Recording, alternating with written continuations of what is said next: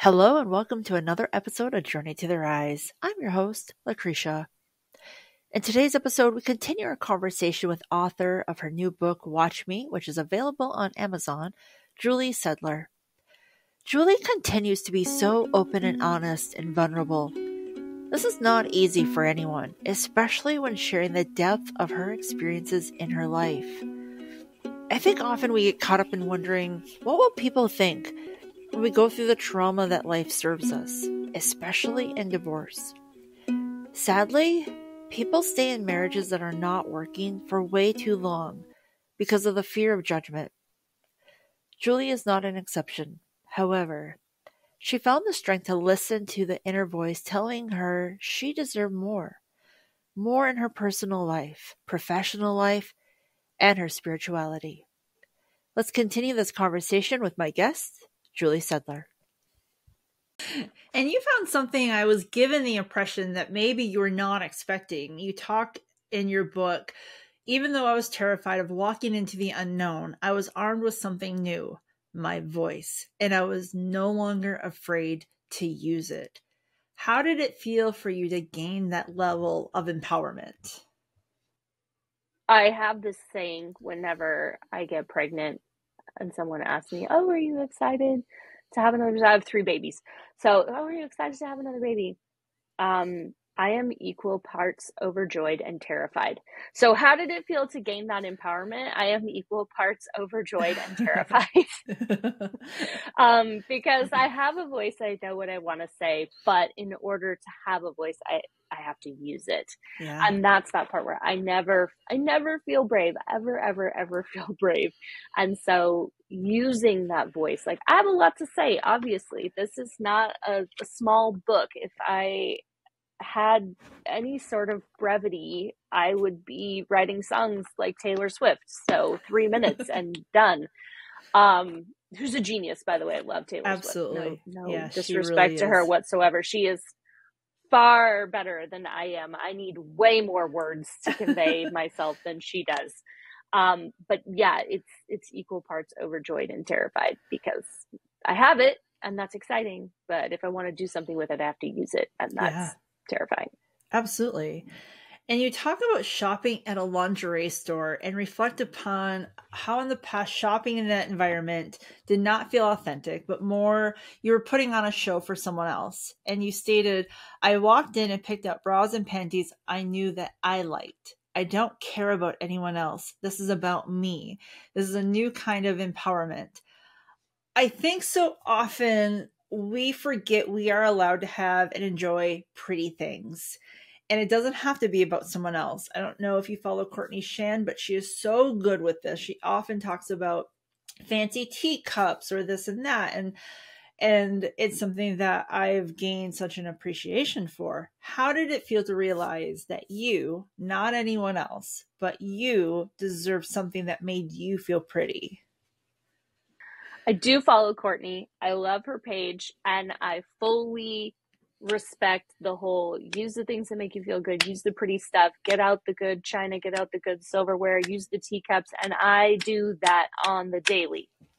This is not that situation. This is actually the opposite. This is walking into the store and saying, I used to come in here and buy the pretty lacy, frilly, black, whatever, because I thought that was what someone else wanted to see me in. I walked into that store and I left with zero shame buying like cotton granny panties and like your basic utilitarian bras because they felt good. Yeah. They felt comfortable. I didn't need to put on something that was fancy and uncomfortable, right? Just to use something that was fancy. I wanted to put on something that worked for me, that made me feel good, that made me feel supported, because I didn't care. No one was going to see it. I was fully aware that no one was going to see me in those things. Yeah. I thought at the time, I was like, ever. No one's ever going to see me in this again. So why am I like bending over backwards to wear something pretty or fancy when what I really want is this basic thing? And that was what I ended up walking out with. And then like, I would like find the moment where I was like, this makes me look good underneath the sweater. It is working. It is fancy. It is pretty. Like, I found like those moments in it, but I wanted to clarify for you. Like, I didn't just walk in and like drop money on these really pretty lacy bras or panties or whatever. Like, I legitimately bought like cotton granny panties, and no shame in that game. I was really happy about that. It worked out really well for me for a long time. I actually had a moment of freak out at the end where I go on a date with Steven, and I know he's going to come out. Like, I'm very aware. I'm like, I can't wear like what I mean. Can I wear what I would normally? Do I want to wear what I would normally wear? Like, I'm like pulling everything out of my drawers. Like, what am I going to wear? And then in the end, I was like, he's not going to care. He's literally not going to care. Like, no one's seen anyone. This is COVID times. Like, no one's seen anyone for so long. It's not going to matter, and it didn't matter. And he's a great person, so he would never have said anything anyway. But anyway, I had a moment of freak out about that. And you were told, do you know that you are meant for great things? Do you know that you can rebuild even better than before, but only if you let go of everything and burn it all to the ground? Are you aware now that you are certainly meant for great things? I actually don't know what to make of that question. Like, there's still like nagging doubt in the back of my mind. Like, I published this book, and the only person who's going to buy it and read it is my mom. So when you're like, I bought your book and I read it, I was like, really? Tell me what you thought. Because of course I've had this conversation with my mother, who did buy my book and who did read it all in one sitting, and who gave me feedback and is lovely, and I love my mom and I'm very thankful for her. But like, in the back of my mind, I'm like, it's the kind of thing only a mother could love. Like, only my mom is going to read this. So like, I had a blog once, and I was like, only my mom is going to read this. Like, no one cares to see my musings. So I had that acupuncturist for one session, and that's what she said. And she actually was the one who told me that I was probably going to have to let go of the house. And in that moment, like, I didn't really want to believe that. But I came around to it, and that was what ended up happening. But in terms of like being aware that I'm made for great things, I'm firmly in this is what I did yesterday, this is what I did today, and I'm just hoping that trajectory is going up. Because it's a little bit much to zoom out and be like, oh, like, so when someone says like, oh, I read your book, it really resonated, it really helped me, I'm like every time I'm like, I'm so happy. Like, that's what I set out to do. Thank you so much. I appreciate that you told me. Because I'm still like this. I'm like, somebody told me today they really like my book. Somebody told me to like, I don't think about, 800,000 people are telling me they love my book. It must be something. Like, I just still don't think of myself that way. I'm still because it's scary to like think about that. So I don't know. I never feel brave. I don't feel brave enough to think that maybe I'm meant for great things. I'm just out there doing it anyway. Good. You should, because I think amazing things are definitely ahead. And you talk quite a bit about experiencing a substantial amount of pain. And as I was reading the page, I kept thinking your pain is from tension and stress that you're carrying in your body.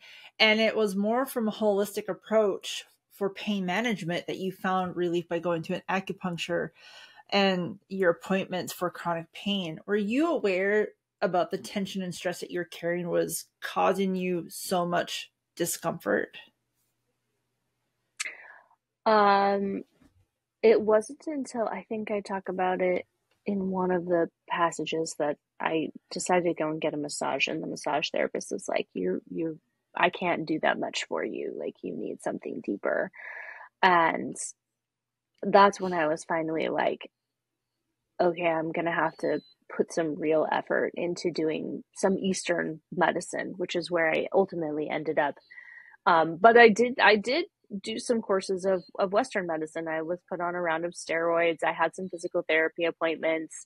I had some chiropractic appointments, and it wasn't until I got into the acupuncture and that first appointment, the very first needle she placed was just like, whoa. And I was like, okay, yeah, this is it. And that's when I started to get more information about how trauma is stored in the body. So I didn't have any idea. I didn't really know what was happening because I was in the middle of living a bunch of stuff. And Yeah. today is worse than yesterday. Today is worse than yesterday. Right. Today is worse than yesterday. I have to do something. And when you can look back on it and you can really zoom out and you can see it, you get that hindsight is 2020.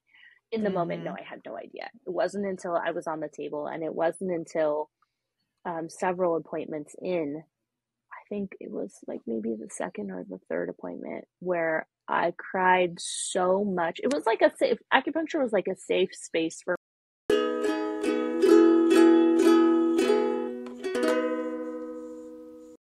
We're going to take a quick break, and when we come back, we'll have more from our guest, Julie, and she gets into the vulnerability of being heartbroken.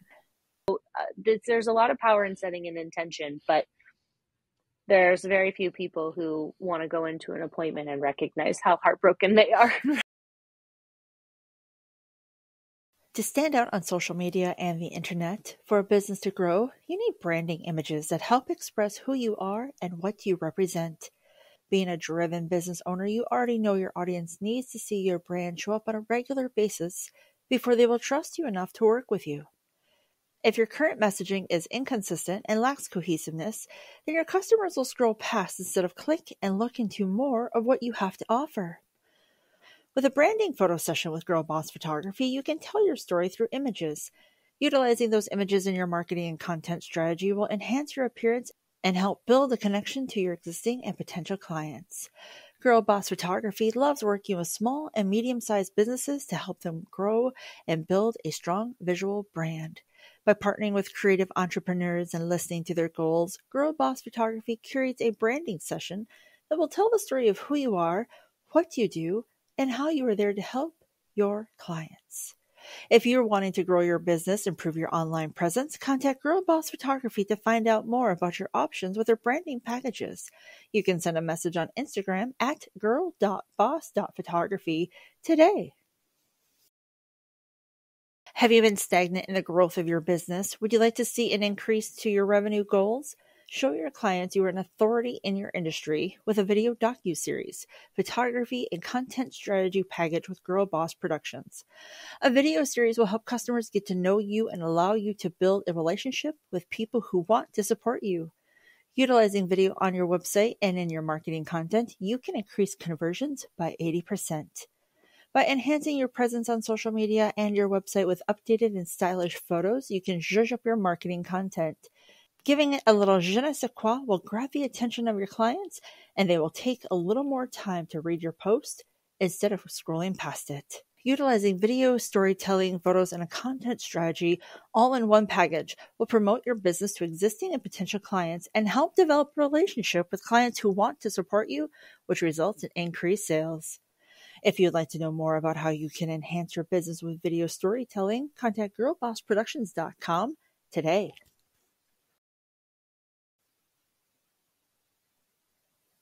Welcome back to Journey to the Rise. We're going to continue our conversation with Julie. She shares how taking the time to grieve and take time to sort through heartbreak is a luxury, and she had to keep walking through her own turbulence. I was on the table, and it wasn't until several appointments in, I think it was like maybe the second or the third appointment, where I cried so much. It was like acupuncture was like a safe space for me to cry for a long time.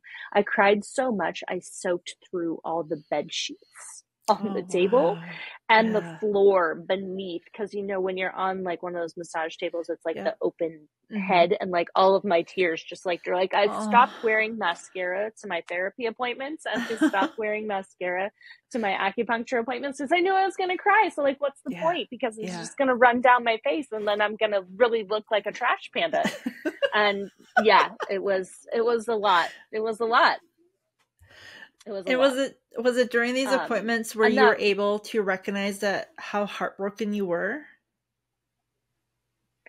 There was one appointment where I left, and I talk about that in the book. I was like, I feel super heartbroken. Yeah. That was only that one. Other appointments was like, this is what grief is like. This is what grief is like. And then other appointments were like my guides would come to me and they would give me timelines, or like there was like moments of like sparks of happiness, like this is a thing for you to look out for, this is a thing that's coming to you, this you should go and buy these cards, like that sort of mystical aspect of it. So to say like all of the appointments I recognized that I was heartbroken wouldn't be accurate. So again, two things can be true. Some of them made me feel that way, some of them made me feel other way. But one thing that I don't know if you know is every time I would go to the appointment, she would ask me, how do you want to feel when you leave? And so I would set an intention. Oh, I want to feel rested. yeah. I want to have a safe space to cry. I want to find out more about this. I want to connect here. I want to whatever it was, I would set the intention. And I still do that. Like if I go and get a massage, I'll just say it outwardly. I'll say, this is my intention for this. And not to anyone in the, like, usually they leave the room so you can get undressed or whatever, change. Right. And that's usually when I say like, this is what I want to get out of this. And sometimes it's enough. Like I'll say like, I want a quiet appointment. Like I don't want to do any talking. I just want an hour here on this table to be. And the person will come in and they'll just be super chill and I just won't say anything, and it'll just end up being a quiet appointment. And I'm like, oh, okay, I got what I wanted. Thanks so much. I love that. And other times, like I'll want to connect on a different level. And there's a lot of power in setting an intention, but there's very few people who want to go into an appointment and recognize how heartbroken they are. Right. And very few people who want to recognize how heartbroken they are at any point during their day. Yeah. Because that's just not a happy place to be. But it is true. A lot of the time, that's what I was. But I was also walking around, living my life, doing my day, and taking care of my kids, and trying to make my life the way that I wanted it, and to check the boxes and do the things. I didn't always have the luxury of taking a second to say, I'm grieving, I'm heartbroken, I'm feeling this way. It was very few times. One time I think I got in a deep bath and just sort of like, I just need to cry. I'm just going to let myself cry because I am really in the thick of it. And one of the things in Eastern medicine that makes grief easier to deal with, or helps with grief, is heat, which is why a lot of times people who are grieving wear extra sweaters. And I actually talked about this. Like I was in the shop at my old job and it was the middle of summer and I was wearing jeans and a sweatshirt and I felt fine because I was grieving and I was cold all the time. And another thing is actually pears. So I had a stint where I ate a lot of pears to sort of support from a nutritional standpoint. So yeah, there's some interesting little facets of things that you can do to support yourself if you're open to alternative methods. Yeah. But yeah, no, I don't want to walk around recognizing I was heartbroken. And then you begin to talk about, and it feels like you're starting to open yourself up spiritually. You begin to learn more about crystals and their abilities. A coworker gifts you a stone, and at this time you talk about pulling tarot cards daily. How did it feel as you transitioned into this more spiritual world? Honestly, I felt like I was in the closet. Like I was excited to be looking at these new things and learning more about these new things, but I was really careful about who I would tell in my world, like what I was truly up to and what I was doing. There were very few people who knew that there's still very few people who know that how big of a part of my life tarot is. Like I still pull cards every day. I still offer readings to people every once in a while. I don't really like advertise or like do paid readings, but I still do readings for people when they ask for them. But there's very few people in my life who actually know how much of a part of my life that is. Mm-hmm. And more people now, because it's definitely in here. Like it's a big part of this book. And I just thought that the spread that I did for myself at the end of 2019, which kind of talks about the year ahead, and it's like, what's the theme of the year ahead? And it's the Hermit for 2020. And then of course you get deep into 2020, you're like, no one's going anywhere. And I was like, oh, I'm actually okay with this. This is fine. But I felt the need to protect it and to be closeted and to not share it with people because I was afraid I was going to be judged. And it gave me a newfound respect for people who feel like they need to keep certain parts and aspects of their lives to themselves because it's not safe to share. And it gave me a new respect for people who understand themselves and maybe want to change their pronouns, and that I do a lot more now to respect that and to call people what they want to be called and to acknowledge people the way they want to be acknowledged, because I know how difficult a process it is to go through something like that and to embrace a part of yourself that maybe you didn't embrace before because it didn't feel safe to embrace that part of yourself. Right. And I'm sort of speaking widely and generally, and I'm not equating my experience with spirituality to anyone else's experience, but it gave me a newfound sense of respect for people who go through a process like that, and in wanting to adhere to my own core values and to respect other people, to believe them when they have the bravery to tell me what it is about them, how they want to be treated, and then to treat them that way. So I just feel like there's a lot of empathy there, and if other people could embrace that level of empathy, the world would be a really better place. So that's my little taking that nugget and like paying it forward and doing what I can, and then teaching my kids that this is what's important to me. I hope it becomes important to you too. This is how we treat people with respect when they tell us what they want.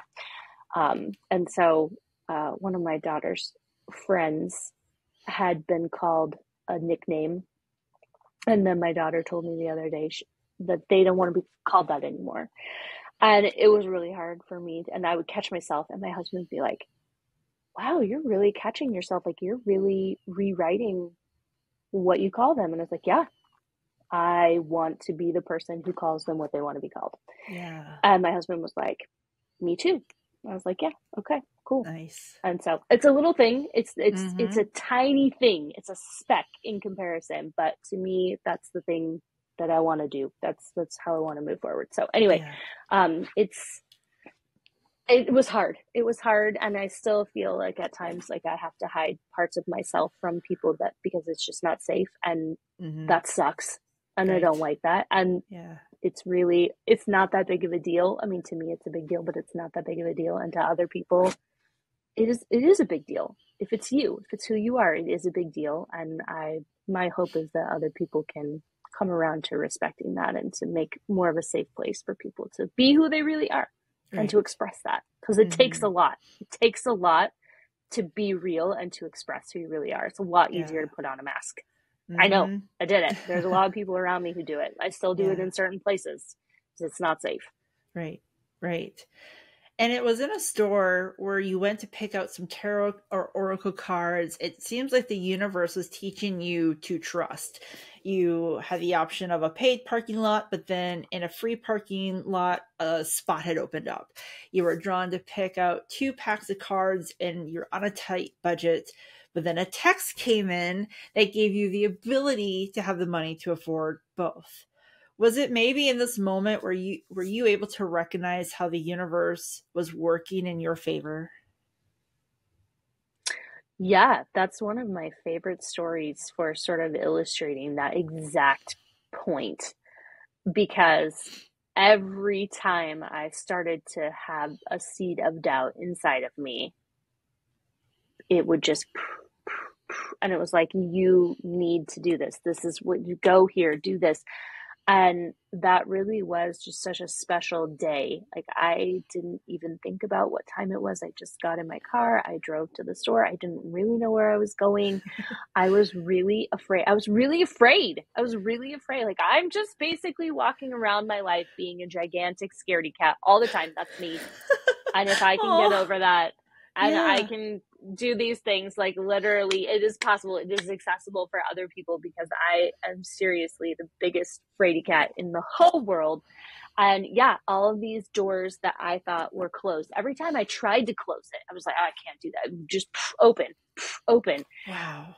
And I like, I still have those cards, that deck of mermaid cards. If I were like a working person who read tarot, like that would be my working deck. That is, but they do not pull punches. Like you have to be prepared for brutal honesty when you pull cards from that deck, which I didn't understand until I had them in my hand and I was actually working with them and I read through the booklet and it actually says like these cards are really honest. Like I didn't understand what it meant. Those cards are really honest. And so sometimes like even like I'll have like a question and like I'll want to read some tarot to like get some self introspection.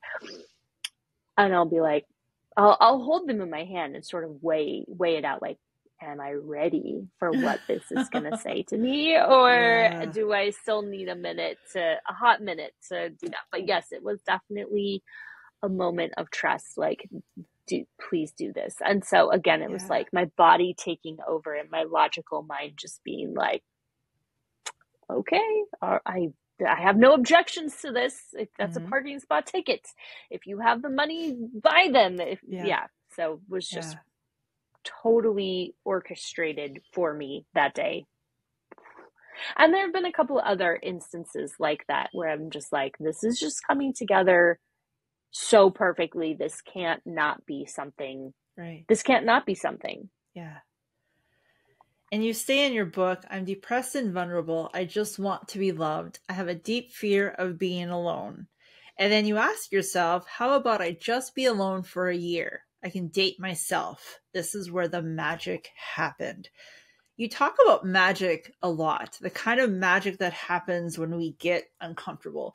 What would you say to someone who has a deep fear of being alone? It's like the next level of power unlocked, honestly. Being comfortable with yourself and being comfortable with being on your own. And what I mean by that is being in your own company. I don't mean moving about your day or working and not having anyone there. I mean legitimately enjoying the pleasure of your own company without anyone else around you. That's what I mean by being alone. Yeah. Because I think there are plenty of people out there who are not partnered, who are on their own, but are also uncomfortable with the idea of being alone. And that is not what I am talking about. I am talking about being comfortable in your own company. That's like the next level of flex to get to, because when you start making decisions about things, you're not making them from a place of, I have to go out with these people because I don't want to sit at home and be by myself and be sad or lonely or feel these emotions that I don't want to feel and I'm uncomfortable feeling. So I'm going to go out and I'm going to do this thing, which I actually probably wouldn't like to do, but I feel like I need to do it because I can't be by myself. Or I need to stay in this relationship with this person, even though this isn't really aligned for me anymore. This isn't really working for me anymore. I don't really feel this vibe anymore, but I have to stay because I'm not okay being in the company of myself. I need to be partnered to feel like I can function or to feel like I feel safe or secure or whatever the reason is. It's the next level flex to be able to say, I'm choosing to be in this relationship with someone because I value being in their company more than I would value being in my own company. Yeah. I still value being in my own company. I can be in my own company, but I like being in the company of this person enough that I want them to be in my life. I want to have a relationship with them. They meet my core values. They meet my goals. They meet whatever. That's why I'm choosing to have this relationship. I'm not choosing to have this relationship because I can't be on my own. or I'm choosing to be in this job or go to this show or spend time with these people. It's all about coming back to that. I'm choosing to do this because, and then having a why. And if you, I like using that as a ruler, as a metric for things, because a lot of times we gloss over a why. We come out and we're like, oh, I'm doing this. I'm volunteering at my kid's school. Woohoo. Okay, why? Why are you volunteering? Like, I actually have to ask myself that. Like, why am I volunteering to do this thing? Is it because I feel like I have to? Mm-hmm. Is it because I feel like I can't be by myself? Is it because I feel like I'm going to be judged if I don't? And I actually, that happened yesterday. I was really having a hard day, a really hard day. And my husband was like, oh, you're supposed to go in and volunteer. Like, do you want to cancel? And I was like, nope. I want to go in. I want to see my kid. I want to spend time with my kid. That makes my kid feel happy. And I understand that I am having a hard day, but I am choosing to do this thing, and I'm going to go and do this thing. And this is why. And that's what I'm going to lean into. And you know what? I went in, I had a great time, and it actually turned my day around. By the time I came home, I said, okay, I can rest and I can relax now that that's done. And I feel really good that I did that. And I'm really happy that I did that. And that was a fun thing to do with my kid. And now I can take some time for myself. That's done. So there is like a really powerful reframe in there that you have to get to, because you have to be able to be comfortable in your own company. Mm-hmm. So if I was talking to someone, I'd be like, the flex is why it's worth it. But if I'm talking to someone who's really afraid, that's the thing that you have to confront. Why are you afraid to be alone? Mm-hmm. Is it because you're worried that you'll never be loved? And then in that case, it's okay, what can you do for yourself? Like you really do have to sort of pour into your relationship for yourself, whatever that looks like. And so that's what I ended up doing, is I ended up pouring into my relationship with myself. And then I got good at being alone. I got comfortable being by myself. But in the book, I talk about, I still really want this relationship. I still really want this really big, great love. Like that was what I really wanted. I wanted to have a healthy relationship. And now that I have that healthy relationship, and a lot of things have happened since where this book ends and where I'm at right now, there's a chunk of time. So the things that have happened in that chunk of time, every once in a while, I kind of come back inside myself and I'm like, remember when you used to lay in this bed and you'd be by yourself and you'd be like, oh my gosh, there's no one next to me. Like, how sad is that I'm in here alone?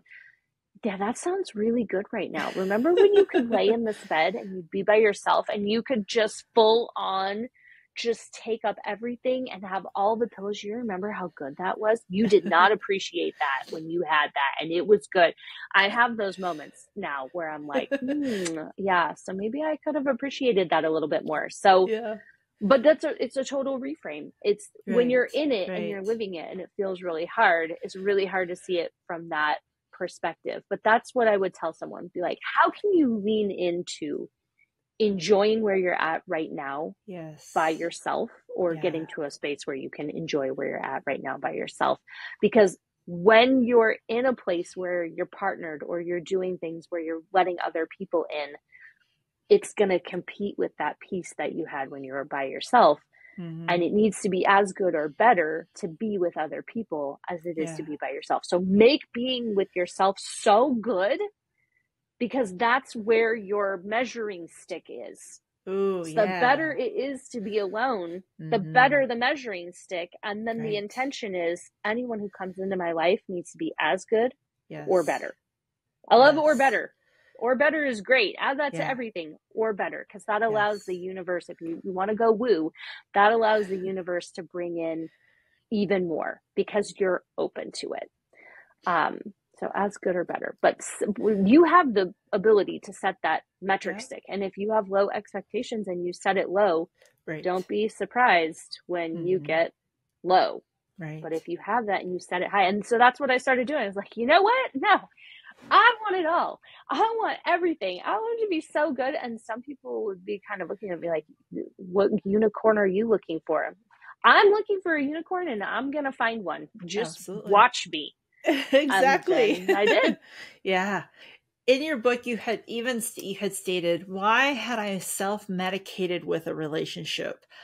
I read this and I just wanted to like celebrate, because I think this is so much more common than what people are willing to openly admit. How did it feel for you to admit this to yourself? I'm sure there was crying. I'm sure there was crying involved. Like, oh, why did I do this to myself? Yeah. But I spend a lot of time in the book and in my life owning my own stuff. And it would have been really easy to look at the other people in my life who were sort of like exiting and their coping mechanisms, and for me to be like, well, at least I'm not like blah, and I'm not doing this, or I'm not doing that. And then that there's a lot of ego in that. There's a lot of judgment and a lot of shame. And I didn't really go to that place. Instead, I turned everything internal and was focused on me and was like, okay, well, yeah, you're not doing those things, but what are you doing? Because clearly what you're doing isn't the path forward. Like I just sort of had this whole total wipe down of the whiteboard. I got to wipe the whole slate clean, but I also need to own what am I wiping off, because I don't want to put that back up on the board when I put everything back up on the board again. And so again, that was one of those things that I think probably went into a journaling session. Like, what am I doing? Where is this going? And that's when I was like, oh yeah, okay, I'm not doing drugs. I'm not drinking a bunch of alcohol. I'm not spending a ton of money. I don't have these addictions, but I do have an addiction, and then self-medicating with relationships, whatever kind of relationship that is. And so that's kind of where that whole, what if I just don't date anyone for a year? What if I just sort of not necessarily go cold turkey, but like, what if I just focus on me? What if I make this relationship the relationship that I'm working on? Yeah. And that is when everything turned around. But I think it's hard to admit things about yourself, no matter who you are. I think it's always that self-reflection always sort of comes with like that gut punch of like, oh yeah, that's true. And I just said it out loud and that makes it real. And now I kind of, am I going to shove it back down, or am I going to kind of pull it out and like deal with it? And I think there are many times when I shoved it back down and I didn't deal with it, and then eventually it comes up and I'm like, okay, I'm gonna do something with this now. Yeah. And kudos to people who are out there who choose to do something with it. But I understand the people out there who shove it back down. That's too heavy. I can't carry that right now. I get that. I get that on a deep level. And you also talk about, you made a manifestation box. I love this idea. Where did this idea come from, and how does one start something like this? Oh yeah, that's really good. So I actually talk about this in my course that I have coming up, around aligning your dreams and vision. I dedicate some time into actually walking someone through that. But the gist of it is, I read this article about how this person created an anxiety box. And so they made this little box, and that was where they put like all the things, like if they were having a bad day, that like those would be the things that would help them when they were having a bad day. And they could just go to the box to help themselves. And I was like, okay, well, I don't really need an anxiety box. I don't really like vision boards. I don't like, things aren't working for me. What if I create this? And it just came out. What if I just create this manifestation box? So that was when part of my, how do I want to say this? I had not been able to do anything very creative during the thick of 2019 and what happens in part one of the book. I did not have any creativity whatsoever. If you're into the woo, my sacral chakra was very blocked, very blocked. And so one of the things for me, how I liked celebrating Thanksgiving when I was a kid, was my mom would take us to the craft store and we would get a bunch of crafts. So I was like, okay, if I'm on my own for Thanksgiving and I don't have to answer to anyone else, I'm going to have a crafty Thanksgiving. And it was my Yeah. first Thanksgiving without my kids. And so I like got out my glue gun and like had all these projects that I was doing. I put Netflix on. I made it good. Like, make it good, make it fancy, make it pretty, make it the way you want it. Yeah. And so one of the things I did was I got this box and I started painting this box. And so I painted the box and I made it very pretty. And then I had like these stacks of magazines that were super old. So I was like, all right, like, let's start dreaming. Like, let's be visual. Like, and so I would go through and like rip out pages of these magazines and I would write on it, like, this is what this means to me. This is what I'm looking for. And so I tucked it all inside this box. And then I revisited the box like a couple of months later. And that's when I realized, like, oh, this one came true. Oh, this one came true. And so I Whoa. started this process of like every once in a while I'll go back through the box and I'll pull out the things that happen and Yeah. I'll tape them into my annual planner at the back. Like, okay, this manifested. And so then it became like evidence, like, okay, I wanted this thing. I put it in here, I sort of set this intention, I set this vision, and then it came to fruition, and then it happened, and I would like put it in the, like, it came about this year. So my husband's favorite part of this is when he met me, I told him that I wanted a new computer. Like, I wanted like a really nice computer. Mm-hmm. And he was like, okay. And I was like, yeah, if you're going into your office, like, could you print out this picture of this computer? He's like, why do you want a picture of a computer? Like, don't you just want to buy it? And it's like, I'm not ready to buy it yet. So he printed it out for me and he brought it over and he's like, what are you going to do with this picture? So I showed him. I was like, this is one. And so it was probably a year later.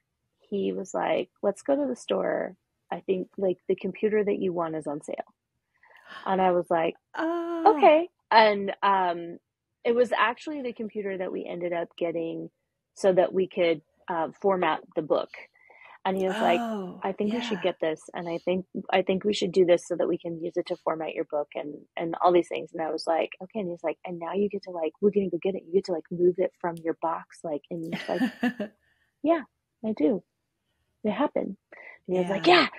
So then he got really excited about it. And he was like there, like when I took it out, and I was like, I usually like write the date, like this is the date, like I put it in and this is the date that I take it out. So I have this whole like little process of how I do these things, but it's definitely like a hybrid version of like a Pinterest page and an actual like corkboard vision board.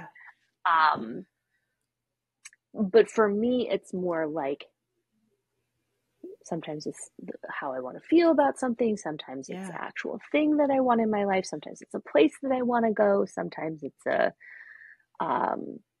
it's hard to explain, but you can take it in a lot of different ways that like a traditional vision board or a Pinterest page can't really go, because you have the ability to write what you want and then you kind of tuck it away and let it do its thing. Because that's the thing about manifestation is set the vision, hold the vision, but also like kind of surrender to letting the universe conspire to get that into your life. So for me, if I'm going to surrender, I got to kind of put it to the side. If I see it every day, if I look at it, like my goals are one thing, goals I look at all the time, but that manifestation box, that goes off to the side. Oh, that's so cool.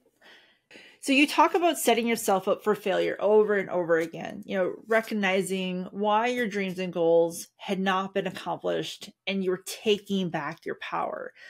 I felt like there was such an awakening happening at this time, and it takes like this self-reflection. What do you think it was that brought you to this realization?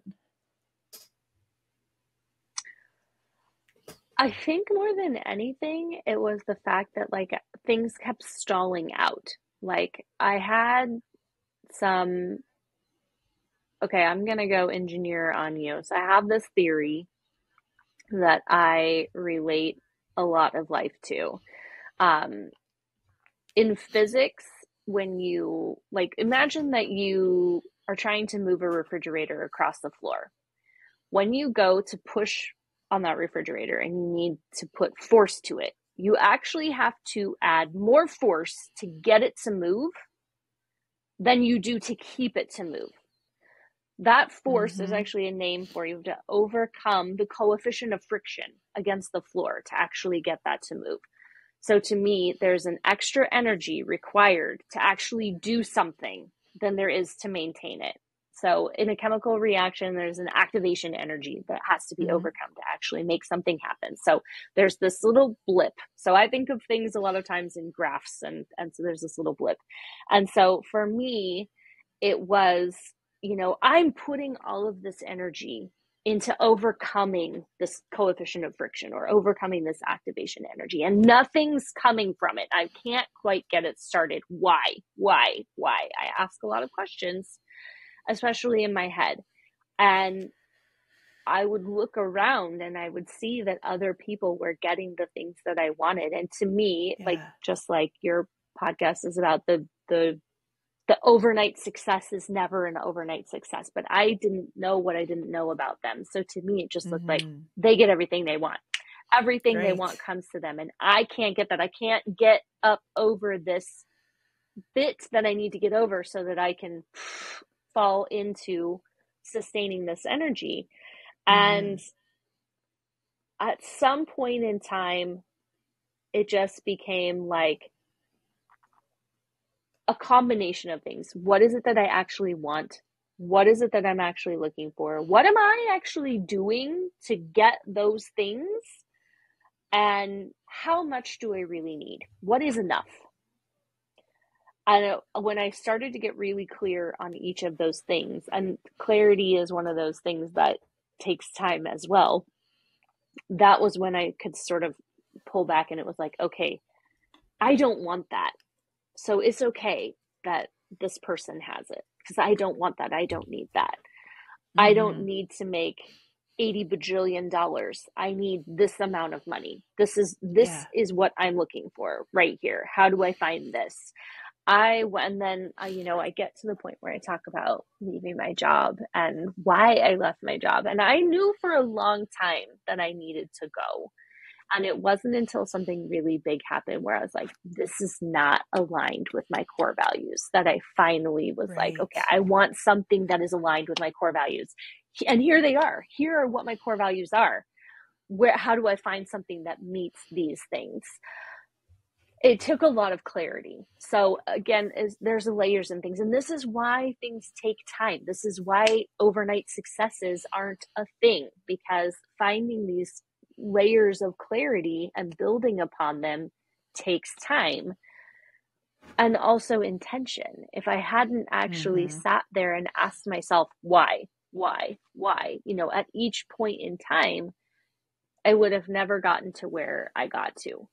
And so I think, yes, there was something that brought me to that realization, but it was each one of those little moments, each one of those times when I asked myself why, and I got real. And oftentimes it would come in here, it would come out in here. Sometimes it was one of those things where like my hand is just writing. I don't even know what it is that I'm saying. And then I go back and I reread it and I'm like, I didn't even know I wanted that. I didn't even know that was where that came from. I didn't even know that was a thing that I was afraid of until I just wrote it down just here. And I was really super honest with myself. And so I think that's the biggest thing, is like, if you really want to change your life, how willing are you to be honest with yourself about where things are at now and what you'd like them to be, and how much are you willing to make changes to actually make them better? But it all starts with, how honest am I willing to be? Because there are a lot of people out there, especially like anyone who has debt, probably has had a moment of like trying to run from like the credit card statement comes. And like, I've seen this in movies where they'll show like, oh yeah, like that credit card statement. I just watched an episode of Friends where Joey gets the part on Days of Our Lives, and then he goes out and like buys all this stuff. And the credit card bill comes and he's like, envelope 1 of 4. And Ross is like, I didn't know it could be that big. And I'm like, oh, and Joey's like, I'm afraid to open it. I'm afraid to open it. And Ross is like, nope, we're digging into it. We're tearing into it.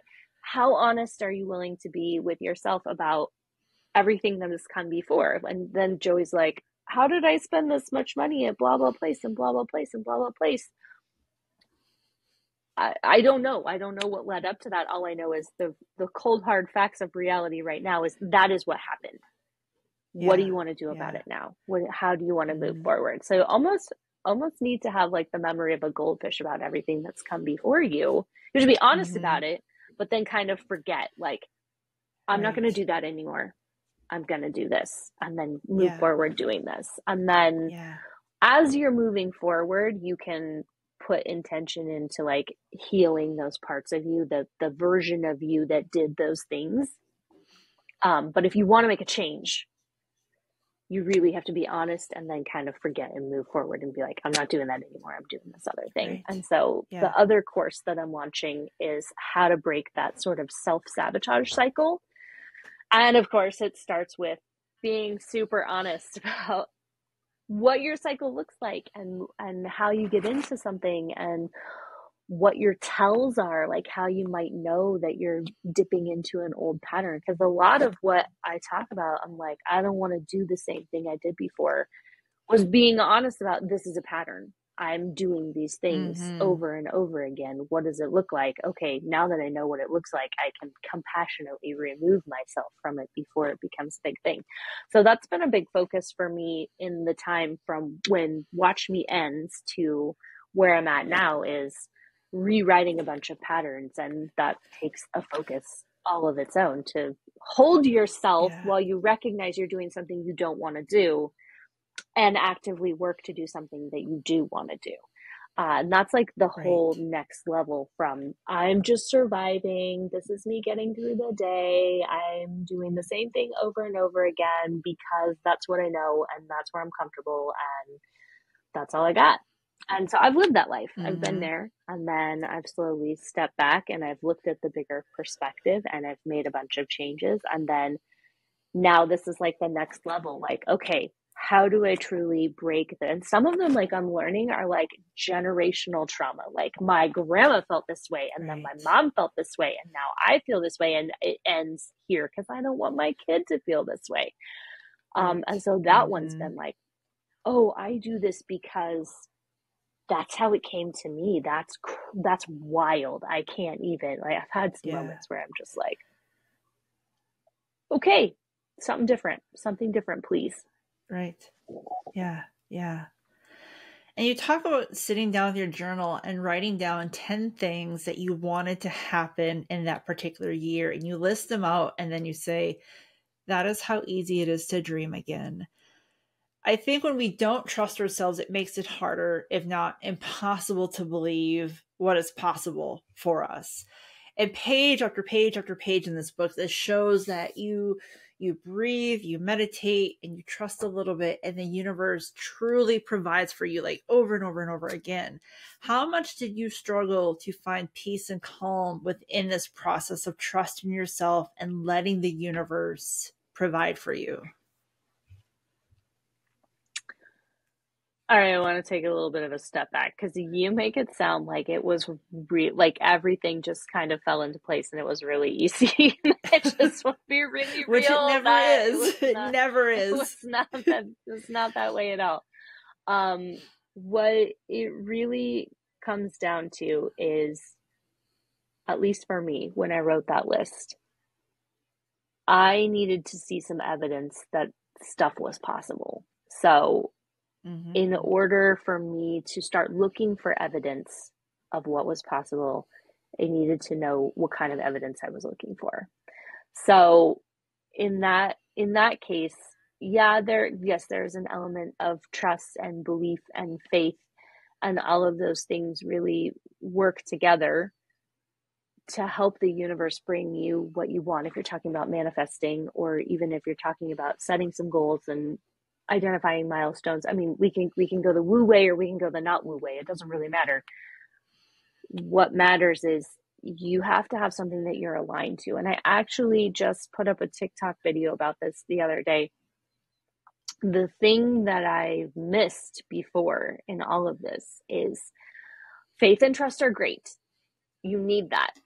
but you have to be aligned to something. And so the metaphor that I used was, I watched Indiana Jones and The Last Crusade, and it's the last of the trials, and he has to take the walk of faith. He has to walk across this cavern.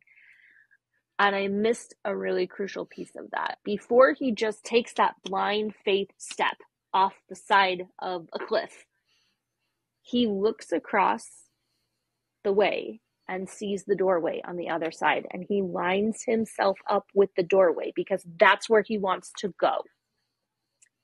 And then he takes the leap of faith when he's aligned. Wow. If he had gone an inch to other side, he would have fallen to his death, because that land bridge that was camouflaged by all those red rocks wouldn't have been there. So alignment is the thing that we're often missing. We assume that this blind faith or this blind trust, and I think a lot of that comes into play with religion as well as spirituality. Like, I'm placing my faith in something I can't see, I don't understand, I don't believe, or I have trouble believing. I'm being expected to place a blind faith. And that is the thing that I'm bringing into this is, what is your alignment? What are you looking to get out of on the other side of this? Because you do need to be aligned before you take that step. And so you mentioned my comment about the trapeze artist. The trapeze artist isn't just blindly letting go of her trapeze. She knows where her partner is or where that next trapeze is. She's only briefly in flight for a minute, but she's in flight with purpose. She's moving to the next rung. She knows where that is. She didn't just let go of it and expect to be carried. She let go of it in purpose of moving towards the thing at the moment when she needed to move towards it. And so I think that is something that's really important to add to that. It's not just about having faith in the fact that what you want is going to come to you. It's aligning yourself with what you want and then taking your action to get to it. Okay, I'm going to step off here.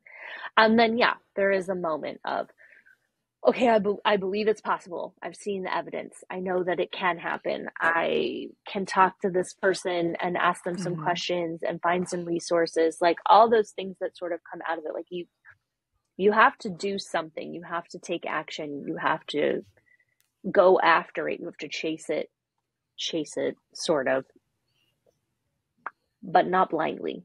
You don't do that blindly. You do that with intention.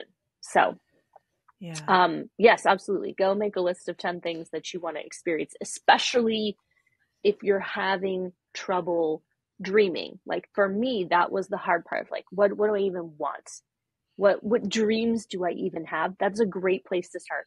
What are 10 things I'd like to experience in the next year? And that's exactly what I wrote down there. And then from there, it's like, oh, yeah, I'd like to experience this. Oh, is that like a deeper desire of mine? Is that like kind of the tip of the iceberg of a bigger dream? And that can kind of reveal more to you. But if people are having a hard time finding a place to start, I would suggest that. It doesn't have to be 10. Make it 5. Make it 3. You don't have to. You don't have to do some arbitrary. It's an arbitrary number. That's what I'm trying to say. 10 is arbitrary. Right. And you talk about, I want love from other people because I don't feel worthy to love myself. What was the journey like for you to finally recognize you are worthy to love yourself? I still have problems with this. I spent most of this year being pregnant, and I didn't realize how much body image issue I still had until I got pregnant with the baby that I just had. And then after delivery, my body shrank a lot, but it was still like, didn't feel like mine. And so I could, if we're talking about cycles and breaking patterns, I was noticing. And so a lot of what went into my journals this year was noticing how I still talk to myself like I don't love myself or like I'm not worthy or Wow. yeah. So I think if there are other people out there who relate to that, that particular one, like loving, like there's so much verbiage out there, like, oh, you just need to love yourself. Oh, you just need self-love. Oh, you just need self-care. Like it's just this, oh, you just need to do this. It's super easy. No big deal. Just lean into it. And Yeah. it's so much deeper than that. There's so much more at play. So I just want to be real. Like, even though I go through this much about telling you how I'm working on loving myself, removed from that, I'm still working on loving myself. It's a process. It's an ongoing thing. It's something that it's like work that will never be done. It's just uncovering more and more or going deeper and deeper, which unlocks the next level, which I'm happy about and I'm grateful for. But I'm just being real in this space that it's not done. It's not a place that you get to and then you stop working on it. So I really, really didn't believe myself to be worthy of love when I started on this journey. And you can see that in my codependency, and you can see that in my pick me, choose me, love me, external validation. And then you can kind of see as I move through things and as I do more work and I uncover more truths about myself, where I'm just like, okay, I don't need that as much anymore. I need what I really need is I need to feel good about myself. And one of the things that ended up not really coming to fruition in this book, which was in an earlier version or earlier draft version, was sort of this fitness journey that I started taking at the beginning of 2020. And my own body image sort of got removed from this. It's too much going on with it, but it's not to say that it didn't happen. And so that's just part of my journey, is like being comfortable in my own skin was a big part of loving myself. And that is something that I'm still working on, is how can I be understanding and supportive of myself, of my body? How can I treat it with respect? How can I move forward in certain seasons and aspects of my life, being respectful of this body? And that to me is a big part of loving myself, because the more if I would get on a scale and like the number would be too high, like I would beat myself up, like that kind of a journey. And I think there are a lot of people out there, not specifically women, but a lot of people out there who can step on a scale and see a number and make it mean something, and then take action that cements that means something, whether it's under eating or cutting something out or restricting yourself or going down a dark path. That whole journey of self-love, like that's the thing that's coming back to me. This book, this journey of self-love is, I don't need external validation. How can I validate myself? How can I support myself? How can I be there for myself? So that's like one aspect, but I think there are several different aspects of self-love, and to just group it all together sort of does it a disservice, because then other people might see that and be like, I can't just love myself and be better. Right. You can't, because there are so many different facets of this that make it impossible to just say, oh yeah, just do this and you're good, you're healed, you're cured, all good. It's definitely a multi-layered thing. So I felt like I made a lot of strides in the book in certain areas of it. And I guess that's a really long-winded. See, there's no brevity here whatsoever. I'm still working on it. That's the short answer. I'm still working on it. But I'm definitely worthy. And I definitely understand that now. And that was like the biggest eye-opening thing, is even if I'm not getting it right, even if I'm not doing it Mm-hmm. the way I should or want or need to, I'm still worthy of doing Right. it. And that was like the Yeah. first step. Like, yeah, I'm worthy of doing this work. I'm worthy of looking into this for myself. Awesome. And in this process, you've taken steps to reclaim your creativity, you painting, crafting, writing, and a pretend cooking show. Oh yes, the pretend cooking show. Yes, Do tell. I have some very specific memories. So my ex-husband really liked to cook. And for a long time when I was a kid, I thought that I might become a professional chef or a professional baker. And I put a lot of work into being in the kitchen and teaching myself how to do things from a young age. And Mm-hmm. he told me more than once, or at least made me feel as though I were a terrible cook and I should not be cooking. And one Oh, time when I was pregnant, I was cutting something with a knife and I slipped because the knife was dull and I almost cut my finger. yeah. And he actually told me, "You're not allowed to use the knife anymore. You're going to cut yourself." And I was like, "I'm not incapable. I can use a knife." Right. And Yeah. so, when you're living with someone who says those things to you and it's very easy to internalize that. No matter who you are, it's very easy to internalize those things and to Right. believe those stories about yourself to be true. Yeah. And my internal dialogue was very conflicted because I'd spent so much of my life without this person doing these things and having curiosity and being creative and figuring out things just because I wanted to, because it was play. And then being told, but you're actually not good at it. You're not good at this thing that you're doing for play, so you shouldn't do it at all. And so food became a thing for me. And if we're talking about body image, food became a thing for me that I had really weird associations to because I didn't cook a lot of my own food. I ate what was cooked for me. And a lot of the times my plate would be plated for me. So the amount of food that was on my plate, I did not have control over that. And then if I did not eat everything that was on my plate, it was like I was offending someone. And Wow. so of course I was overweight, and then I didn't love my body, and then I didn't have control over my body. So when I got a divorce, when I got separated, all of a sudden I have to cook for myself. I have to provide my own meals, and I didn't really understand what they needed to include to be healthy. I didn't really understand calories or intake or macronutrients or balancing diet. And I also was really grieving, and I also didn't really eat a whole lot. Yeah.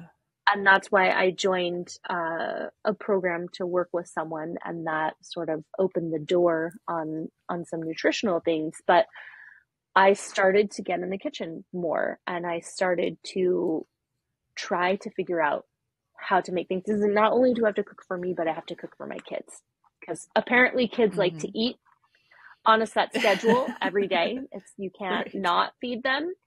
And I couldn't feed them chicken nuggets and french fries every single day because I felt shame in being a bad mother about that. So I'm like on the phone with my mom, like, how do I do this? How do I do this? And she's like, well, you could just look it up on YouTube. And I'm like, I don't want to look it up on YouTube. I feel ashamed. I want you to tell me, like, walk me through this. Tell me what I could.